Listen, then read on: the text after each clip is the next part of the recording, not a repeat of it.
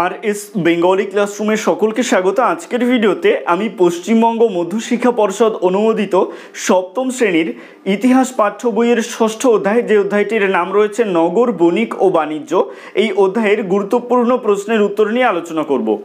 আজকের ভিডিওটিতে যে প্রশ্ন উত্তরগুলো আলোচিত হবে সেগুলো তোমাদের পাঠ্য বই খুঁটিয়ে পড়ে প্রতিটি পৃষ্ঠা থেকে বেছে বার করা হয়েছে। সুতরাং আমি চাইবো তোমরা ভিডিওটি স্কিপ না করে একদম প্রথম থেকে শেষ পর্যন্ত দেখো।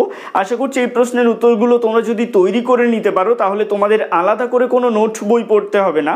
এ প্রসঙ্গে বলে রাখি, ষষ্ঠ অধ্যায়ের অনুশীলনীর প্রশ্ন উত্তর বা হাতে কলমে অংশের প্রশ্ন উত্তরের ভিডিও কিন্তু আগেই আর এস বেঙ্গলি ক্লাসরুম এই চ্যানেলে প্রকাশিত হয়েছে। তোমরা যারা এখনো পর্যন্ত সেই ভিডিওটি দেখে উঠতে পারোনি তাদের জন্য আমি ডেসক্রিপশনে ভিডিওর লিঙ্ক দিয়ে দেবো, অবশ্যই সেখান থেকে ভিডিওটি দেখে নিও। তো কথা না বাড়িয়ে শুরু করছি আজকের মূল ভিডিও। সপ্তম শ্রেণীর ইতিহাস পাঠ্য বইয়ের ষষ্ঠ অধ্যায়, যে অধ্যায়টির নাম রয়েছে নগর, বণিক ও বাণিজ্য, এই অধ্যায়টির 91 নং পৃষ্ঠায় যে সমস্ত গুরুত্বপূর্ণ প্রশ্নগুলো রয়েছে লিখে নাও। 1 দাগের প্রশ্ন, নগর শব্দটা কোথা থেকে এসেছে? উত্তরে লিখবে সংস্কৃত থেকে। 2 দাগের প্রশ্ন, শহর শব্দটা কি শব্দ? উত্তরে লিখবে ফার্সি শব্দ। 3 দাগের প্রশ্ন, সুলতানি ও মুঘল আমলে শহর গড়ে ওঠার দুটো কারণ লেখো। উত্তরে লিখবে সুলতানি ও মুঘল আমলে শহর গড়ে ওঠার কারণগুলো হলো: 1. রাজনৈতিক ও প্রশাসনিক কারণে কখনো শহর গড়ে উঠত। 2. ধর্মীয় স্থান বা মন্দির মসজিদকে ঘিরেও কখনো শহর গড়ে উঠত। 4 দাগের প্রশ্ন, সুলতানদের রাজধানী কোথায় ছিল? উত্তর লিখবে দিল্লিতে। 5 দাগের প্রশ্ন, ভৌগোলিকভাবে দিল্লির অবস্থান কোথায়? উত্তর লিখবে ভৌগোলিকভাবে দিল্লির অবস্থান আরাবল্লী শৈলশিরার একটি প্রান্ত ও যমুনা নদী বিধৌত সমতলের সংযোগস্থলে। 6 দাগের প্রশ্ন, বহু যুগ ধরে রাজা ও বণিকবৃন্দ দিল্লি অঞ্চলটির ওপর আকৃষ্ট ছিল কেন? উত্তর লিখবে বহু যুগ ধরে রাজা ও বণিকবৃন্দের দিল্লি অঞ্চলটির ওপর আকৃষ্ট হওয়ার কারণগুলো হলো: 1. এখানে আরাবল্লীর পাথর দিয়ে জমির ঢাল অনুযায়ী সুরক্ষিত দুর্গ নির্মাণ করা সহজ ছিল। 2. যমুনা নদী এখানে প্রধান জলপথ এবং শহরের পূর্ব দিকের প্রাকৃতিক সীমানা। পাঠ্য বইয়ের 92 নং পৃষ্ঠায় যে সমস্ত গুরুত্বপূর্ণ প্রশ্নগুলো রয়েছে লিখে নাও। 7 দাগের প্রশ্ন, দিল্লিতে সুলতানি শাসন প্রতিষ্ঠা করেন কে? উত্তর লিখবে মোহাম্মদ ঘুরির সেনাপতি কুতুবউদ্দিন আইবক। 8 দাগের প্রশ্ন, শাহজাহানাবাদ শহরটি কে তৈরি করেন? উত্তর লিখবে শাহজাহান। 9 দাগের প্রশ্ন, কুতুবউদ্দিন আইবকের আমলে দিল্লি কোন জায়গাকে কেন্দ্র করে তৈরি হয়েছিল? উত্তর লিখবে রাজপুত শাসকদের শহর কিলারাই পিথোরাকে কেন্দ্র করে। 10 দাগের প্রশ্ন, সুলতানি আমলের প্রথম দিল্লি বা কুতুব দিল্লি কাকে বলে? উত্তর লিখবে কুতুবউদ্দিন আইবকের আমলে দিল্লি তৈরি হয়েছিল রাজপুত শাসকদের শহর কিলারাই পিথোরাকে কেন্দ্র করে। এটাই ছিল সুলতানি আমলের প্রথম দিল্লি বা কুতুব দিল্লি। 11 দাগের প্রশ্ন, কার আমলে যমুনার পাড়ে গিয়াসপুর নামে শহরতলি তৈরি হয়েছিল? উত্তর লিখবে গিয়াসউদ্দিন বলবনের আমলে। 12 দাগের প্রশ্ন, কিলোঘড়ি প্রাসাদ কে নির্মাণ করেন? উত্তর লিখবে বলবনের পুত্র কায়কোবাদ। 13 দাগের প্রশ্ন, শহর ই নৌ শব্দের অর্থ কি? উত্তর লিখবে নতুন শহর। 14 দাগের প্রশ্ন, তুগলকবাদ শহর কে তৈরি করেন? উত্তর লিখবে গিয়াসউদ্দিন তুগলক। পাঠ্য বইয়ের 93 নং পৃষ্ঠায় দেখবে একটা ছক রয়েছে।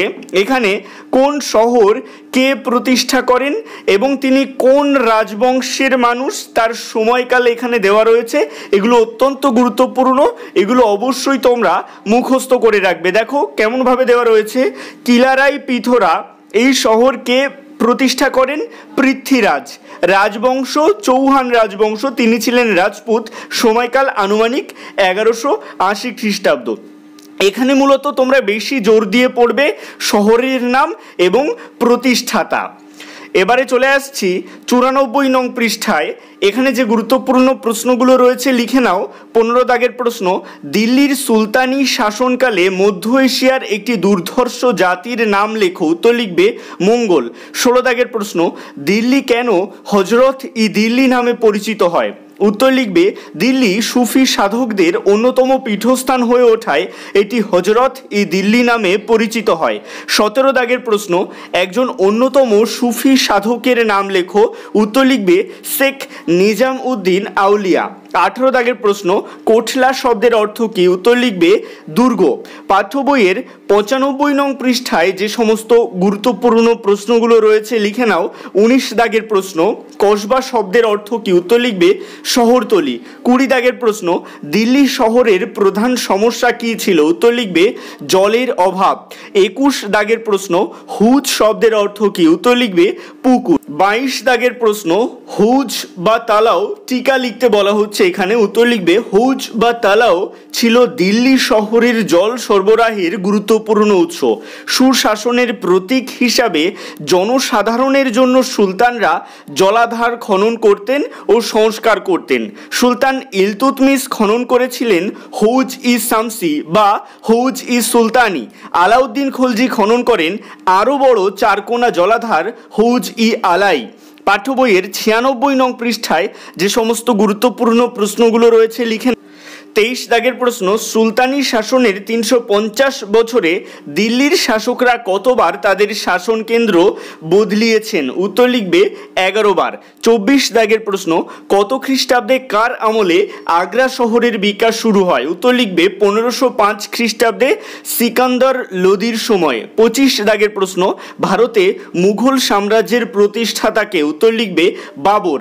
26 দাগের প্রশ্ন, পানিপথের প্রথম যুদ্ধ কাদের মধ্যে হয়েছিল? উত্তর লিখবে বাবরের সঙ্গে ইব্রাহিম লোদির। 27 দাগের প্রশ্ন, শেরশাহীর শাসনকালে রাজধানী কোথায় ছিল? উত্তর লিখবে কিলা ই কুহনা বা পুরনো কেল্লা। পাঠ্য বইয়ের 98 নং পৃষ্ঠায় যে সমস্ত গুরুত্বপূর্ণ প্রশ্নগুলো রয়েছে লিখে নাও। 28 দাগের প্রশ্ন, শাহজাহানাবাদ শহরের মুখ্য স্থাপত্য কি? উত্তর লিখবে শাহজাহানাবাদ শহরের মুখ্য স্থাপত্যগুলি হলো 1. লাল রঙের বেলে পাথরের তৈরি কিলা মুবারক যা লাল কেল্লা নামে পরিচিত, আর 2. জামা মসজিদ। পাঠ্য বইয়ের 99 নং পৃষ্ঠায় যে সমস্ত গুরুত্বপূর্ণ প্রশ্নগুলো রয়েছে লিখে নাও।